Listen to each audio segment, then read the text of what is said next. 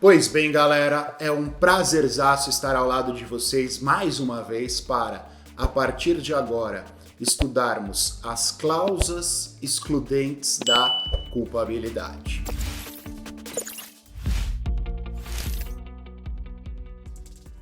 E a primeira causa excludente da culpabilidade é a doença mental. Vejam, a doença mental é a inimputabilidade por conta de perturbação mental de qualquer ordem. Nós temos blocos aí onde nós analisamos a fundo a potencial consciência da ilicitude, e vocês sabem que a pessoa que seja detentora de uma doença mental, ela ou perde a potencial consciência da ilicitude, a capacidade de entender o caráter ilícito do fato, ou, a depender da gradação, ela perde a inexigibilidade de conduta diversa, que é a capacidade de autodeterminação, de conter a própria vontade ou conter os próprios atos. Neste contexto, de acordo com o Código Penal de doença mental, a gente exclui a culpabilidade. A segunda causa excludente da culpabilidade é o desenvolvimento mental incompleto. E eu já fiz menção também, quando nós estudamos a imputabilidade, que nós adotamos no Código Penal o critério biopsicológico. O critério psicológico foi mencionado, inclusive, anteriormente, relacionado aos dois elementos, potencial consciência da ilicitude e inexigibilidade de conduta diversa.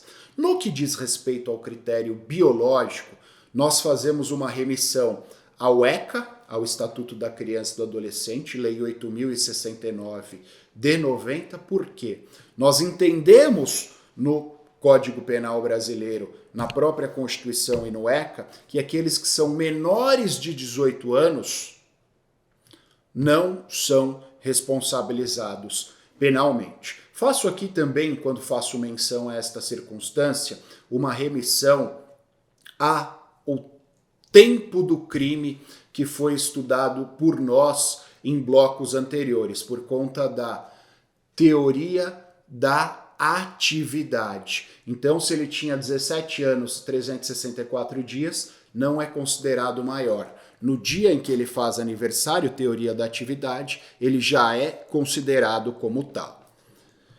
A terceira causa de exclusão da culpabilidade é o desenvolvimento mental retardado. Não é um termo politicamente correto, mas é o termo utilizado pela doutrina e pela jurisprudência. O desenvolvimento mental retardado é a reduzida capacidade mental que corrobora o impedimento de autodeterminação e o entendimento acerca do caráter ilícito do fato. Vejam, critério biológico foi mencionado na causa excludente anterior, que é o desenvolvimento mental incompleto, e agora o desenvolvimento mental retardado é vinculado ao critério psicológico. A quarta circunstância excludente que nós temos é a embriaguez. Embriaguez, todos vocês sabem, existem até aqueles que conhecem a embriaguez, é a intoxicação causada por álcool ou substância de efeitos análogos. E quando nós pensamos na embriaguez como causa excludente da culpabilidade, é necessário nós subdividirmos as hipóteses de embriaguez, porque, a depender desta divisão, elas terão resultados distintos na nossa legislação. Vejam, primeiro nós temos a embriaguez acidental. Diz a embriaguez acidental, é o caso fortuito ou decorrente de força maior. Acácio, como assim embriaguez acidental? Existem inúmeras hipóteses de embriaguez acidental. Primeiro, é importante que vocês saibam que a acidental não é voluntária. Ele não quis ficar embriagado. O exemplo mais tradicional que nós temos, o sujeito vai fazer uma visita às vinícolas do Rio Grande do Sul. E durante o passeio pelas vinícolas há a possibilidade dele caminhar em cima de um tonel de vinho. Ele está caminhando lépido, serelepe, pimpão sobre este tonel de vinho. Eis que ele escorrega, cai dentro do tonel de vinho, não sabe nadar, fica 30 segundos ali afogando no vinho e ele é retirado. Quando ele é retirado, tomado por aquela embriaguez involuntária e acidental, uma vez que ele ingeriu vinho não só pela boca, mas pelo nariz, pelo ouvido e por todos os poros do seu corpo, ele obviamente está embriagado. Tomado por aquela embriaguez involuntária e acidental, ele mata a primeira pessoa que ele vê na sua frente. Há a exclusão da culpabilidade, uma vez que ele, e eu quero bastante ênfase nisso, ele não quis ficar embriagado. Exclui a culpabilidade. A segunda modalidade de embriaguez é a embriaguez voluntária. No contexto da embriaguez voluntária, ele quis ficar embriagado. Aí a gente tem que tomar cuidado com alguns desdobramentos. Primeiro, ele praticou um crime quando ele quis ficar embriagado, e ele praticou um crime cuja a embriaguez é elemento deste crime. Exemplo clássico que nós temos é o artigo 306 do Código de Trânsito Brasileiro, embriaguez ao volante. É óbvio que neste contexto a embriaguez voluntária não excluirá a conduta delitiva. E mais do que isso, ela é elemento do fato típico.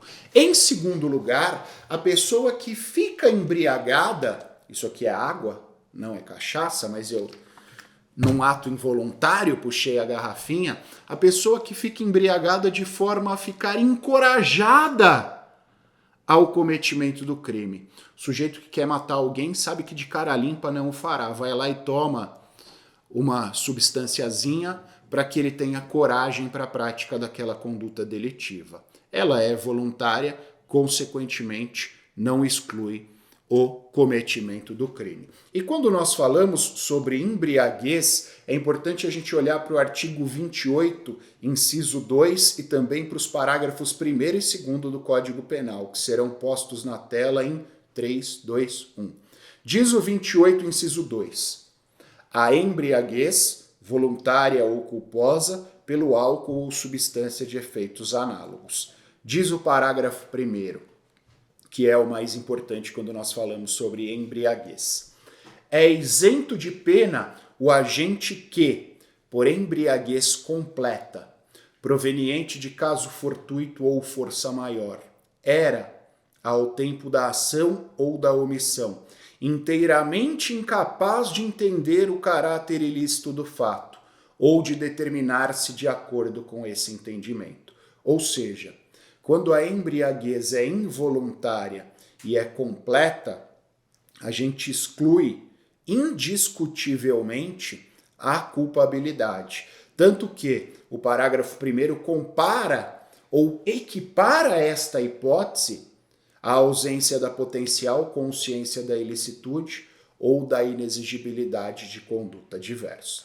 No que diz respeito ao parágrafo 2º na tela, a pena pode ser reduzida de 1 a 2/3 se o agente, por embriaguez, proveniente de caso fortuito ou força maior, não possuía, ao tempo da ação ou da omissão, a plena capacidade de entender o caráter ilícito do fato ou de determinar-se de acordo com esse entendimento. Ou seja, a embriaguez é involuntária, mas ela não é completa. Neste contexto, ela funcionará como? Funcionará como uma causa especial de diminuição de pena. Vejam que o patamar é de 1 a 2/3. E aqui, mais uma vez, antes de nós terminarmos este nosso bate-papo, eu faço uma ressalva. O Código Penal separa a embriaguez entre voluntária e involuntária. A involuntária tem efeitos penais em termos de exclusão de culpabilidade. Em segundo lugar, ele separa entre embriaguez completa e incompleta.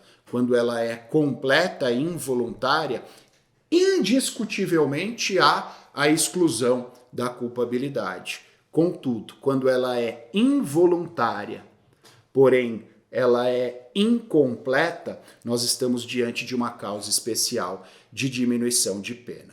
E para nós encerrarmos, estudamos 4 causas excludentes da culpabilidade: a doença mental, o desenvolvimento mental incompleto, o desenvolvimento mental retardado e a embriaguez. Diante disso, foi um prazerzaço estar ao lado de vocês. Valeu, abraços, tchau!